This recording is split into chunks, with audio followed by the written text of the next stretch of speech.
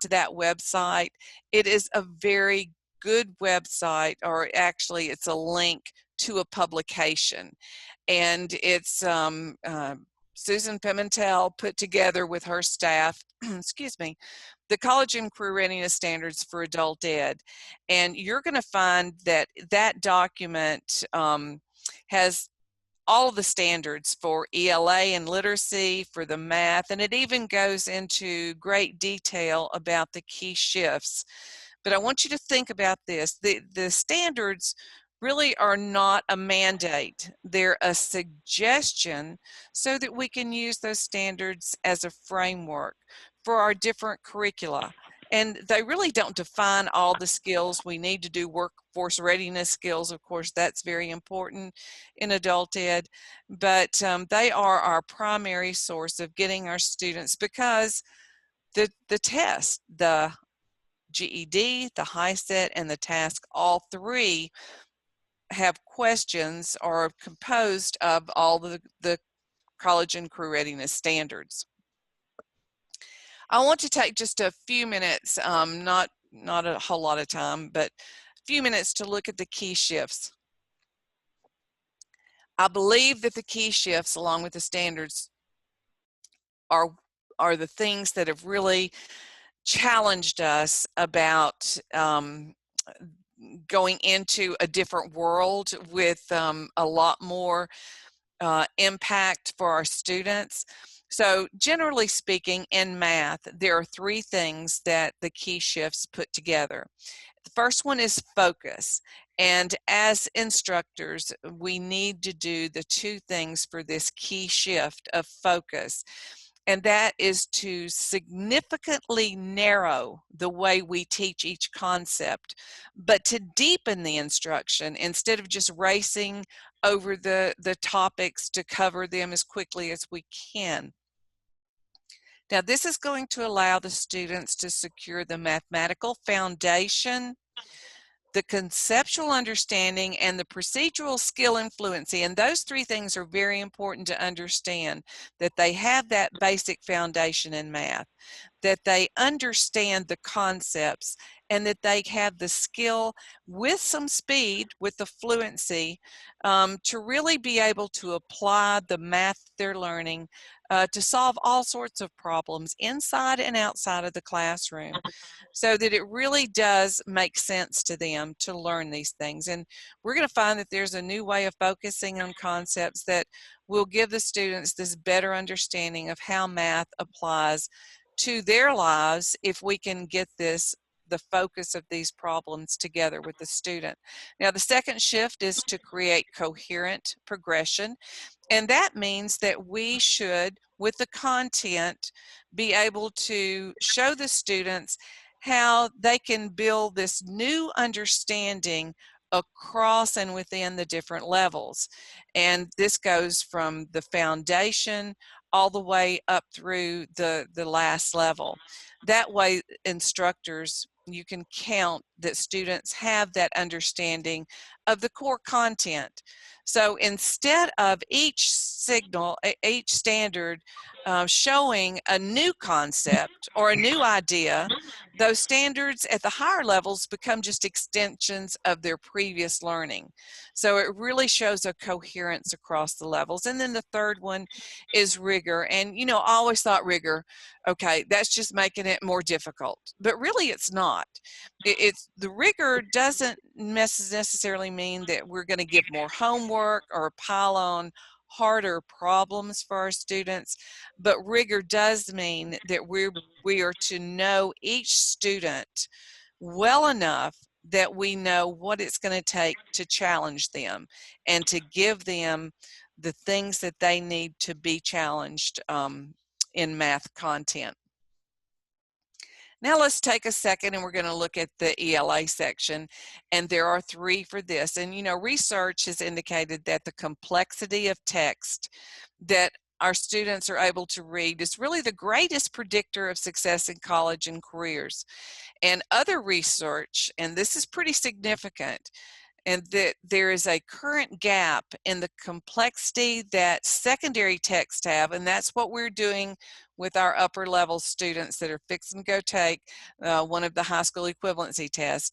That secondary text that we're using and the college and career readiness next career text is roughly 4 grade levels.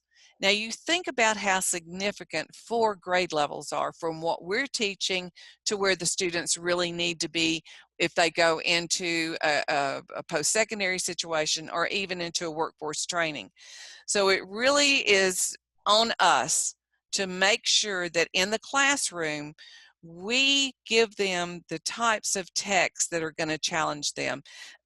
And with this complexity, it really means that we're to use not only complex text, but longer text instead of just the shorter ones. Now, the second key shift is the need for our students to be able to recognize textual evidence across the domains of reading, writing, and there's really a lot of evidence that shows that being able to identify evidence is, again, a college and career readiness skill. I know that in the past we've been able to tell our students, if you look at the questions and then go back into the passages and kind of pick those questions out of the text, you're going to find the evidence that you need. But that's not the way it is anymore. We have to read not only between the lines but beyond the lines. So it's really important that this evidence, that we teach our students how to get evidence, because they're going to have to cite it. And then the third key shift is knowledge. And here again, we've never had to teach a lot of knowledge because it's usually in the text, but now knowledge is key. And this focuses not only in the English and language arts section, but also across the disciplines of science, social studies, and even into the technical subjects that our students are tested over in the high school equivalency test. So informational text makes up a majority of the required reading. So we really need to focus on informational text and on technical readings too. That's important for our students. Now, I know that this is a crazy screen. But when we first started, I mentioned that one of our challenges is going to be to develop new curriculum that's going to meet the challenges of TABE 11-12 and of CASAS. This is really the reason. If you look at the very top, this is what NRS has as our descriptors, and every NRS level from the NRS level 1 to level 6 has a descriptor like this. If you look at the very top under with the blue line around it, it's in a blue box, that is a 1-sentence descriptor of what was used prior to, well, on TABE 9 and 10. That 1 sentence was what the students were to be taught to get into that next level. But now look at what's in the red box, and we see that this descriptor is expanded exponentially. And notice the language. Here we have students prepared to exit this level are able to, and look at the words in the red. They're able to decipher, reason, apply. Now remember, this is NRS level 1, 0 to 1.9 grade equivalency. They are to recognize errors. They are to be able to strategically select, use appropriate tools. And then when you get into the different domains, look at the number, sense, and operations. They're to use their understanding, explain their reasoning, apply their knowledge. In algebraic thinking, they're to understand and apply.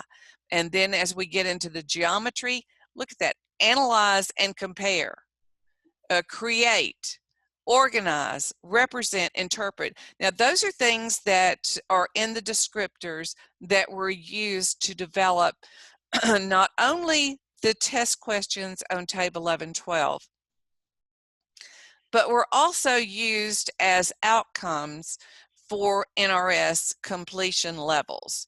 So think about that as you go through with your students and you see that there are just multiple things that we have to do now that we didn't have to do before that. I think this is a significant slide. Now for the next few slides, about 6 of them, we're going to look at some specific information from TABE 11-12. Now I know that there are some of you out there that are using TABE 11-12, some of you are using CASAS, but think about how this applies. This does apply to CASAS too, but on this chart, you're going to see at the very top is the EBSR. Now, that is a way to answer a specific type of question. We have known on like TABE 9 and 10 and on most of the other assessments, students were only to use the selected response, an SR, which simply means that our students had multiple choice items. That's it. But now the EBSR stands for evidence-based selected response, and see how that starts. Here you've got reading at the top, or math at the top, then you have reading parts 1 and 2, and then you have language. So your evidence-based selected response are all right here in your reading, and it goes from level E, M, D, and A all the way through. For the SR, that is, or the TE, I'm sorry, is technically enhanced. And those are the type questions that we have in both TABE 11-12 and in CASAS. The drag and drop, the fill in the blank, the different hotspot questions. And you see that those are included throughout the math and the reading and into, the math, the reading, and the language. And I wanted to mention too that in that evidence-based selected response, we talked about evidence and being important to teach our students how to find that evidence. When the students are asked to one of the questions that is based on EBSR, it means that some of the questions are now going to have 2 parts. The first part of the answer consists of just the answer, but then in part 2, the second part, it requires the test taker to find and show evidence within the passage to substantiate the answer that they've chosen for part 1. So in essence, where did you get the evidence for that answer? So that's on beginning in the pre-assessment, the TABE 11-12, all the way through, and should be included in our curriculum. This is just an interesting chart from DRC for TABE 11-12, and I think there's one for CASAS too. But it just gives you a clear overview at some of the skill objectives in each subject. So you have math, reading, and language, and the different levels and columns. But I thought it was really important to understand that some of the domains we need to start and are tested from the very beginning in literacy level, all the way through in geometry. We have that incorporated into levels E, M, D, and A, including literacy. Once we get down into the reading, we see that key ideas and details, craft and structure, integration of knowledge, informational text, all cover from literacy all the way through advanced. And then you have the language that is of the same. Your rules of English language, the knowledge, you can see at a glance what's covered with each level. Now we have, this is just the front sheet of the report that you get of the individual profile for each student. And DRC TABE 11-12 has really done a better job of getting us information on what is included and what we need to be teaching. So before, we did not have a lot of information, just a score, but now they're giving us the things that the student has demonstrated mastery of in this column. And then they have included what needs to be focused on next. So it has all of the deficiencies listed as part of what needs to be incorporated into a curriculum. Here we have the conversion chart, and I think this is important because you have all of the NRS levels on the very left. Then you have the groupings of grade equivalencies, and since on TABE 11-12 we do not have what we've all known as saying a student ending up on like a 7.8, 7th grade, 8th month, that's gone. So we know that we can break down by using the scale score. And this chart will give you all the information that you're going to need to break it down to see what score range your student falls in to identify what grade equivalency that student is in. This is another one that I put together that just gives you TABE 11-12. And it gives you the TABE Tutor levels. When we get into the books, you can see that TABE Tutor, we don't have anything that really is applicable for the literacy level. What we did was to use the fundamental skills. And that is a different series that ranges from 0 to 5.9. And it will cover all of those lower level skills. Here we have the grade equivalencies for level E, and even you can see that they all match, so that when you have the TABE Tutor levels, you have the designated grade equivalencies, and they're all the same. They correlate. Now, this is an important chart because I was in one state and I was doing a presentation, and it was said, well, you know, we can't get a gain because we continue to test in the same level. And I want to make sure that everybody understands that the scale scores do overlap, and you can see that this is TABE level E, M, D, and A, even to the literacy level. And this is 11-12. And then you have the different subjects, reading, math, and language, but they're correlated to the NRS levels. So you have the scale scores, and let's just say that we were looking at math, and your student started and say they tested in at a 440. You continue to test them after the appropriate amount of time, and you get that student up to NRS level 3 right here. And so there is nothing that you can do with E level but to go up to M level to get that student into the NRS 4. So it is perfectly acceptable to change from E level to M level, test your student and get them from level 3 to level 4. And that really is applicable all the way through. So you can see how the scores do overlap. And once you get to the highest level, then you will move up to that next TABE level test and test them with that level. Now, this is what they call the blueprint. And the blueprint is for every different level. This one that on the screen is level M math. And I want to show you that each one of the domains is in a different color. You have the circle graph. And within that circle graph, you're going to have a percentage that's labeled. This light blue right here happens to be measurement and data. And 15% of level M is devoted to measurement and data.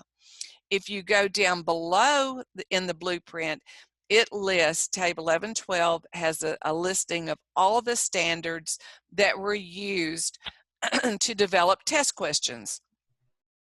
You can see that the standard is cited, A description of the standards is below. Then you have the college and career readiness level listed, and then you have the TABE 11-12 emphasis level. Now that simply means that, and it ranges from high to medium to low. If a standard is listed as high emphasis, there are going to be more questions taken from that standard on TABE 11-12. If it's a medium emphasis, there are going to be some questions, but not as many as the high emphasis. And low, there may be just 1 or 2 questions taken from that standard, and maybe not any, but I would not ignore the low emphasis if I was helping my students prepare for that post-test, because sure as you leave that low emphasis out, that student's going to have that on the test, and it may be the one question that gets them from one level to the next. So I would at least go over it. You can find all of these documents that I'm showing you if you use TABE 11-12 at tabetest.com. That's their home page. You go under the tab that says resources, and the very first item under resources is TABE 11-12.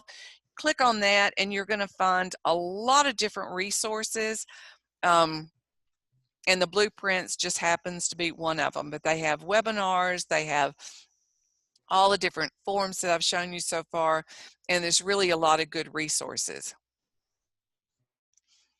Now, about a year ago, I did a series of webinars on the standards. And I looked at TABE 11-12, and because so many people were having so much trouble getting from one level to another, and I decided to start breaking this down. And if you look at the circle graph up here, this is level E, and or I guess it's level M. And what happened is that there are different domains within each level. So here, if you take that there are 40 questions in math, there's 40 questions in language, and there's 47 questions in reading on TABE 11-12. But if you take the different domains and you break them down, if there were 28% of the questions that were taken from operations in base 10, that means that 28% of your 40, there are going to be 11 questions on number and operations base 10. 12% on fractions, which means there's going to be 5. And remember, it's all based on spiral curriculum, so that you learn something in one level and it's going to be compounded and expanded on in the next. So that's why in this level there's only like 5 questions in fractions. If you go to the next level, there's going to be more, but they're going to be a little bit harder. So each one of the domains I broke down from this circle graph, and the appropriate percentage was applied, and you get, okay, algebraic thinking, 9 questions. Geometry, there were only 4 questions on this level. And for measurement and data, it was only 11 questions. So you could take each one of the blueprints and break it down and kind of get an idea where you need to focus your attention, because they've already taken the pretest. If you devote your time to really pinpoint and target the instruction within these different domains, and then have the student do the post-test, you're going to have better results. Paxen Publishing did that, and what they have put together is a series of 12 instructional books, and they target each level of TABE 11-12. Now remember, I told you when we began, we do have all of this correlated to the CASAS. So regardless of it saying TABE Tutor on the front, you can get a lot of instructional material for the different levels. You can see that it's color-coded, and it really just makes it good for recognition at a glance. And we're going to cover some more resources besides just the books too. If you're using TABE 11-12 and this is the profile sheet and you see that you have non-proficiency items, partial proficiency, I know you've all read these before, but if you look at going from this TABE 11-12 profile sheet into what we have as the correlation book, you're going to see that it is all spelled out for you. If your student was using, and they were, let's say, in level M, and under level M you knew they needed geometry, you're going to see that it is exactly like it was on the blueprint, so that you have now, in addition to the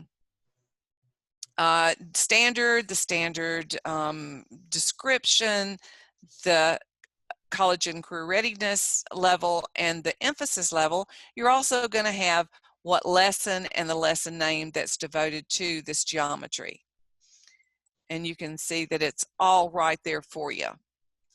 Here again, I was just going to show that if we're talking geometry, from the blueprint, it goes from this information that's on the blueprint in our correlation book. It's exactly the same, so it's not confusing. But now we have a pretest, and if you're using, or if you've already purchased TABE Tutor, before we put the pretest in it, we do have the pretest in a PDF version.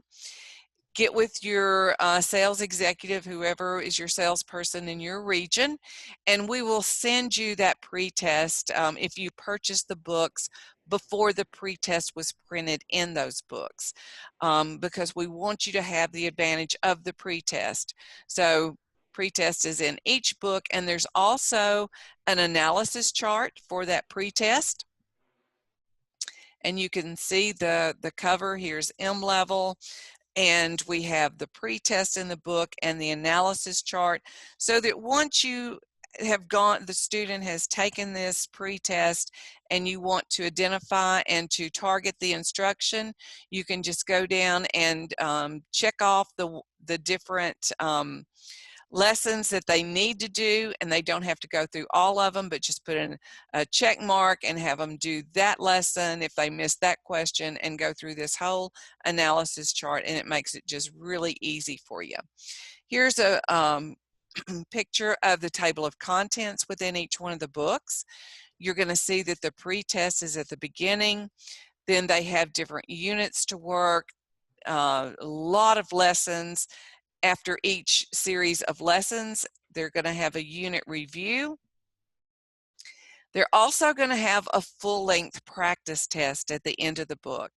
It will have answers and explanations. There's also going to be answer sheets within the book that you can photocopy or use as you need to for the students to use as an answer sheet. There's also, like I said, the analysis chart for the pretest. And then for that full-length practice test at the end of each book, there's an answer sheet and an analysis chart for that too. So you have plenty of opportunity to make sure that your students are really mastering the material, because the intent of this series is that your students are identified the skills that they need to learn, that instruction is targeted, and there are enough opportunities with the unit review and the practice test at the very end to make sure that your students have all the skills they need before you post-test them. The worst thing that could happen, right, is that you start those 40, 50, or 60 hours all over again. So we want to avoid that, and that's the great thing about this series, is that each level, NRS level, is targeted. Here's a close-up of the practice test analysis chart that's at the end of each book, and it kind of gives you a better idea that you could put an X if they missed question number 3, then they could go to lesson 23, and it really does just give you an idea of where they need additional work. Same thing for the pretest. The newest thing we have out, and we have it out for levels M and D right now. A and E will be available in a few months, but we have more practice.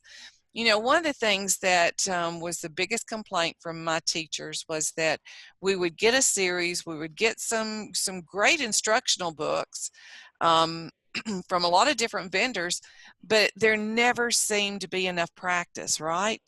And so I kept telling Paxen, I said, we need something that's just practice. And so they developed these books to go along with TABE Tutor that are just filled with all just practice. There's no instruction here at all. And you can see that a couple of pages within the practice, it's just simply practice. So there's going to be just a lot of opportunity for your students to get these skills mastered before they do that next series of post-testing. Math was broken up into 2 books because there's so much practice, but here you can see the different lessons within each domain within the 2 books. Now, I wanted to take you into a couple of lessons and just show you what TABE Tutor has. Here, I've stayed with the geometry so that you could see when we were looking at the blueprint, you saw that the geometry went to lesson 4, and here's the lesson 48 under unit 8 that has lines, rays, and angles. But also within each lesson, you're going to have the standard that's addressed in that lesson. So the one that we saw before was 4.G.1, and it's a medium emphasis. So whatever is required from your district or your program, if you have to keep a list of what your students are studying, the standards are on each lesson, so you don't have to go look it up or guess about it. Everything that needs the student's attention is in a text box, definitions, examples, different things that they really need to study. On each lesson, in each lesson, there is an authentic TABE 1112 practice question. And these are so similar to what they see on TABE 1112 that they get a true sense of that testing experience. It is not for them to really, it's for them to answer, but the answer is right there under it. We don't want them to struggle with it. We want them to learn from it. Where it's available, we've put a hint or a strategy to help them understand how to solve that problem. And then as you can see below that, there's practice.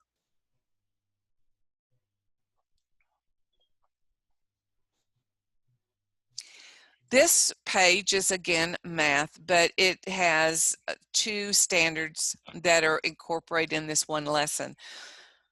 When there are 2 standards that are so closely related that it made sense to put them together, we did. So this one is lesson 24 on algebraic expression, and there are 2 standards that are just really so close that they needed to be put in this one lesson. Again, the text box to draw attention to different things that they need to really study, the test example, and then the hint or the strategy, and then practice. This is just a lesson on reading to show you the same format, follows each one of the books, the math into the reading and then into the language, the same format.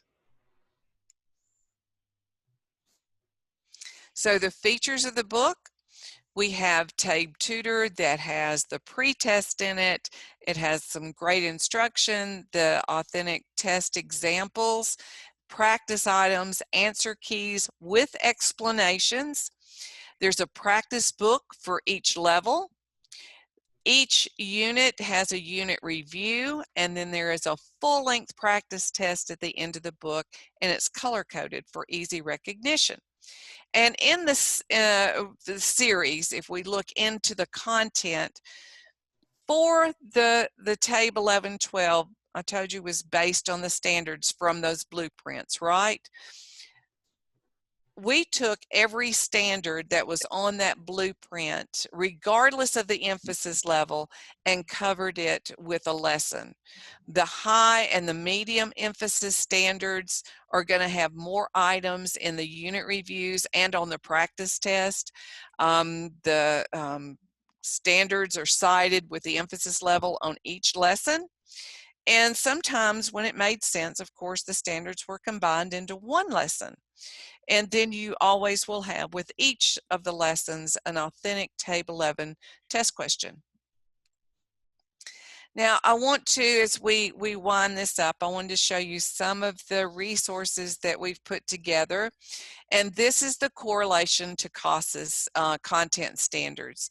And you're going to see that over here in the very left-hand column, you've got the CASA's standards. You have the description of that standard spelled out for you. You have the CASA's levels next, and then you have the CASA's the K through 12. Then you have TABE Tutor, level E, M, and for this particular standard, it's covered in lesson 17 in D level of TABE Tutor. It's also covered in lesson 8 of A level. So here you've got each standard from CASAS and the level and the lesson number cited for it. Some states, and I think most states, we all had to have plans of instructions for our students, right? Called it different things. One, of course, plan of instruction, but individual education plan, you know, whatever it is in your state. We developed one for TABE Tutor and put all of of course, the domains are listed, but the associated TABE skill is cited, what lesson within the TABE Tutor series that can be found, and then you're going to have the date that you assigned it, the date the student completed it, and the score column that you can put in their folder for documentation of what they've done. Now, some of you probably have used STEC-VON materials in the past. I hope a lot of you have. I did. It was a great series. Great products, but here we put together a suite, called it a SOS, the Help for Teachers, so that every standard not only has the TABE skill that's associated with it, but then we have listed the resources from STEC-VON and from Paxen that show that skill or that teach that skill. So if you're looking at, this is again under geometry, you could go to the TABE Tutor math book, lesson 50, or you could use the pre-GED test preparation. The pages are cited here, and it just goes down. I'm not going to read all these, but you've got a whole list of books that you can use as additional resources if your students need extra practice for that particular standard. Here's a continuum. I know that you know that back in 2017, NRS split the math levels. So we put together a chart that shows at the very top, this whole top part is the ELA, and it's got the educational functioning level 1 through 6. It's got the Paxen STEC-VON series that's associated with each one of these levels. We did put the college and career readiness level. We also included the scale scores for TABE 11-12 and also for CASAS. So if your CASAS scores or your TABE scores are within this range, then this is the STEC-VON series that you should look at for this beginning NRS level 1 and all the way through 1 through 6. Here I mentioned that you know, the NRS level was split for math, so now the math has that middle intermediate level, and we used a separate chart to show NRS levels 1 through 6 for math because they were different. Here's the Steck-Von series, here's your TABE 11-12, and here's your CASAS goals scale scores. This is the website, and you can take a screenshot or take a picture of it, and it's just paxenpublishing.com/resources, and you can download any of the things that I've just shown you, from the test analysis charts to the plan of instruction, that suite of solutions that has all of the Steck-Von products, and the TABE Tutor correlations, and even the crosswalk. And I didn't mention it very much. I mentioned it a second, but that fundamental skills series is what we're using for that literacy level. And we've put a crosswalk so that you can crosswalk the skills that are in level L, TABE 11-12, to the fundamental skills listed in that crosswalk. And I've done this in record time.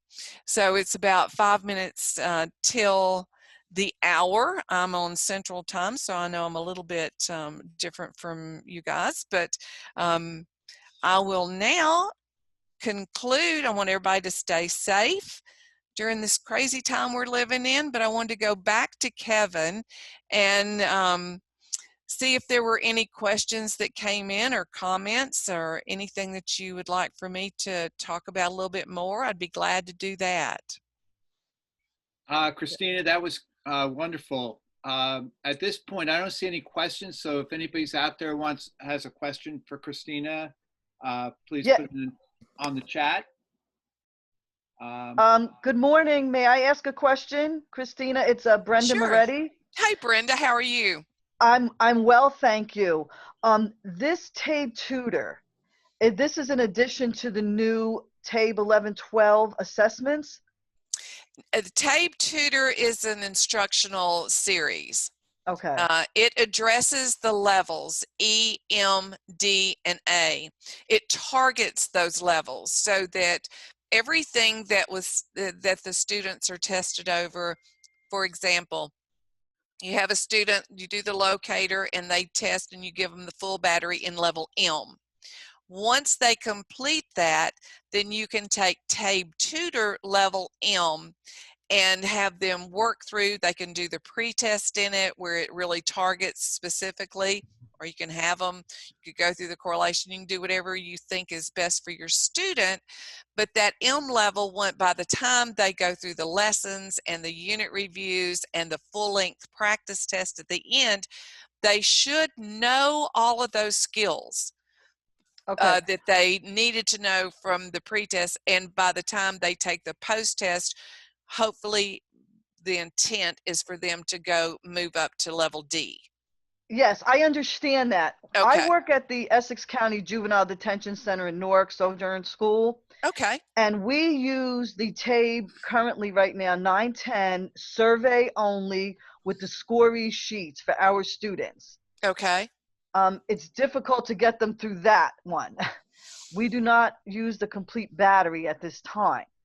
So Okay. my question to you was, is the 11-12 new series TABE assessment available? I'm not sure I understand. The TABE 11-12 complete battery is available from DRC, and the books that we've developed are for 11-12. Okay, so I'm specifically referring to the TABE survey, which is the one that we use for our students in detention. Right, and I'm sure you could look at the skills. And do you have a profile sheet that you get from that survey? Yes. Once you score it, you have we use the conversion charts for the grade levels. Right. Okay, and most of our students test on the M and the E level. Okay. And occasionally we will post test someone, say at the D, after the 6-month interval. So I believe that this, your specific meeting today was regarding TABE Tutor only. So that's well, what I question. wanted to do was to break down TABE 12 for you, because there were so many people across the country that are struggling with TABE 11-12 because it was developed on that one frame that I showed you with the descriptors, where 9 and 10 was simply one sentence. And then Octave developed a different set of descriptors for the new high school equivalency test, essentially, because you needed different assessments. It was always intended when 2014 hit, and it was a very painful year for me in my program because we had so many people, you know, trying to get that test. And then once the new test came about, it was like a whole new world, right? It was so much harder than prior to 2014. And it was always the intent of the federal office to have an assessment that really diagnosed those skills that our students needed to be more successful on the new GED test, the new HiSET, and the new task, because those tests were all based on standards. So Yes. those descriptors that we see for the assessments now, and it goes for CASAS too, but you're still actually using a 9-10 version, correct? Yes, we are. Yes. That's why I'm Okay. questioning you on the 11-12 TABE, specifically the TABE assessment survey, which is the one that we use. So should we, I'm trying to figure out, and I believe my principal is also on, and several of our teaching staff as well. Okay. So Listening. what I would suggest is that we probably need to send you a sample set of Yes, TABE please. Tutor. Or, And I'm sorry, how about no, the TABE 11-12 survey? we really don't do anything with the survey because it's not accepted as an NRS, you know, to put it in the database for collecting data. But you could actually take whatever you've gotten as a printout and you see those skills and what skills the students need and correlate it to these books. Do you think that would work for you? It may. If you can send us a sample set, at least we can take a look at it at our school. Okay. I need to get your contact information, so can I put that on chat right now? You could, if you would do that. And I think Kevin, I can get that information from the chat box. Yeah, yes. Okay, thank you. And Christina, also what I'm going to do is I'll give you, sometime today, I'll give you everybody's email addresses who's been present. Right.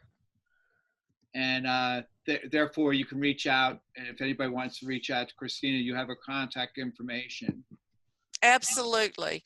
And I'm technically the consultant for Paxen, but I will get you in contact if any of you would like some samples, even if you're using TABE Tutor, if you want some samples of the new practice exercise books. So just be sure to mention that in the chat that you would like for us to contact you, and we'll get that. I'll have one of the sales executives contact you. They don't let me do any of that, but I will certainly get you in contacted with the right person. Okay, any other questions? General adult ed questions. You know, I love to talk adult ed, so it doesn't have to be about TABE 11-12 or CASAS or TABE Tutor.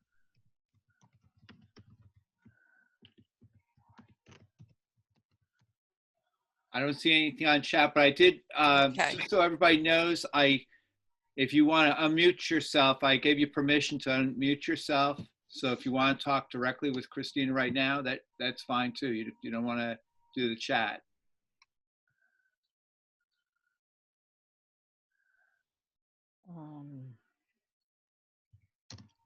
Any questions out there?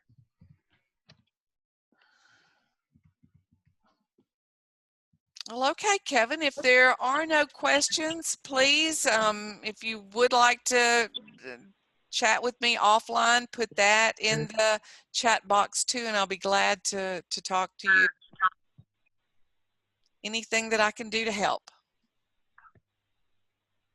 It says, do we sign in here on chat? I keep seeing people do that. Yes, if you're just coming in, we're just about ready to finish the Zoom meeting.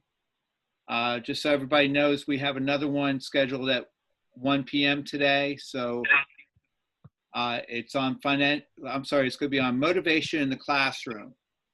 So if you go to our website, CEAregion1.org, you'll be able to sign in, do the same thing as you did for this Zoom meeting.